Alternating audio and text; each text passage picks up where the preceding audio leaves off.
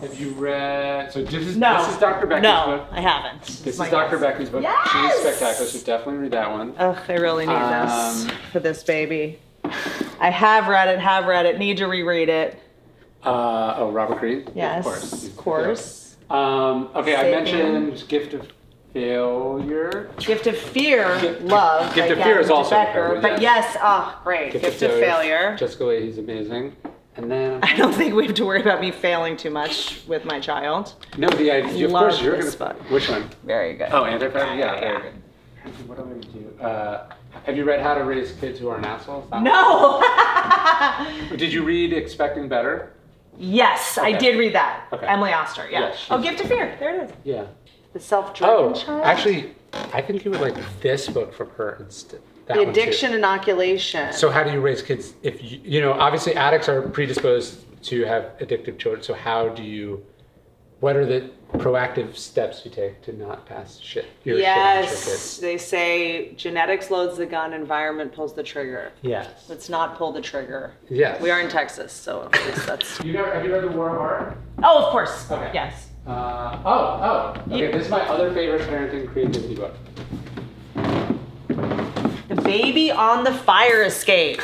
I caught on fire when I was a kid. Isn't that me? No, it's like how do mothers balance creativity in a system, especially historically, where it's not conducive to it. I'm only having a baby to get jokes out of it, so this better work. I think it's great. It's about, like there's this sort of stereotype of like the very selfish mother who abandons their kid for their art. But what was actually going on with those people? Right. And there's this scene in the book. I think I put it in Discipline. This poet is at this like party with the Beats. Like Allen Ginsberg is there, and Jack Kerouac is there, and she like gets up to leave. Like the party's just getting going, and she gets up to leave. She's like, my kid, I have to relieve the babysitter. And Jack Kerouac says to her, he says, you'll never make it as an artist if you don't forget about the babysitter. And she says, actually, I'll never make it as an artist if I forget about the babysitter. She's like, I gave this person my word. I made a commitment. I would leave by this time at this party. Ooh. So you're saying like be the sort of male point of like be the selfish person, blow off the familial obligations to like network, experience, be part of the scene. And she's saying, actually, no. What matters is like that I gave someone my word, the kid or the babysitter, and that's what actually matters is keeping the word. So, yeah. Super good. I think you'll like I that. love that. It seemed like he was having an affair with the babysitter and didn't want her to come home. He sucks. He also like shortly thereafter basically drank himself to death. Yeah. So fuck you. Like, what do you know? Like, what do you know? This feels like a shady story. Ooh, we love this. Yeah, he's amazing. Love you know him, right? Of course, yeah. Bird by Bird. My therapist recommended this book. That's really good. I just got it. She has kind of a parenting book too, I think, if I remember correctly. Gotta send that to Red. Oh, this is just. And then I'll give you the parenting book I did. So my theory is that the problem with all the parenting books, if you've read all these parenting books, which is great, the problem is you are reading about problems that you have not yet experienced. Like. You're reading about, that's a great way to think about it. And then it's like you'll experience that for the first time when your kid is 8. You know what I mean? You read it once and you're forgetting about it. But actually like what 12-step does great is it's the daily process of it or the weekly process of it. So it's this kind of returning to the idea over and over again. So that's what I found with Daily Stok. So I did Daily Dad, which is the idea that you're supposed to just read one thing every day. I love this. Of course he's left-handed. Are you? All the geniuses are. No, I wish. They say one of the main things to practice as a mom before you have your kid is using your non-dominant hand. Sure. Because you're going to be doing it so much. I'll give you, were you talking about not having opinions? This is one, it's like I'm left-handed. My kid's like thinking about left-handed, right-handed. I'm like, use your left hand, and I'm like, why do I give a shit? I don't give a shit at all. It means nothing. It's either hardwired or it means nothing. And so like, here I'm having an opinion, trying to insert myself into something that I should just because you want watch to be and observe. Like you. Yeah, you want, and it's you. I also know you can fuck someone up, like the way that, like my dad wanted me to play guitar right-handed because it was cheaper. You know, like Like, because of left-handed guitars. Yeah, it's like it's a pain in the ass to have left-handed and right-handed equipment at home, That's right? so funny. So like, and for historically being left-handed was seen as like somehow bad. Mm-hmm. So like, older generations, like they would try to get you to suppress it, and that's not good. So just like you don't have to have an opinion about it. It is what it is. Yeah. What do you care if your kid is gay? What do you care? What do you? Why? None of it matters. Like Right. at all. There's a few things that do matter, but like most of the things that we have opinions about don't matter at all. So true. That's why I like to shut my whore mouth. You know me and my brand. Yeah, I heard every time I ask men if I should circumcise my son, they go, well, you know, he should probably look like the dad. I'm like, what? That's that's like the weirdest of the answers. That's the weirdest of the answers. They're like, well, if he's, in the shower with his dad, you don't want him to feel weird. I'm like, it already feels like a weird scenario. It's already gotten so regardless. weird. It's gotten so weird. Like, what? So it's like a lot of the reason people circumcise their kids. Like, well, I want him to look like me. I'm like, what? Okay. That's so I obviously do not understand men after all this time. Yeah, and then it's just an endless amount of decisions like that.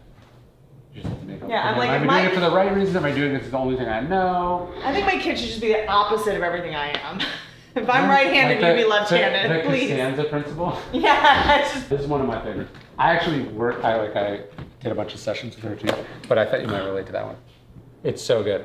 So good. Even the title, sometimes there's a book so good, the title's like, fuck, that helped me a lot. You said something when we were recording that I really was like, didn't want to interrupt you, but I really wanted like you to say more about like your mom saying like the $30,000. Like it blew my mind when this therapist told me parenting is a one-way relationship.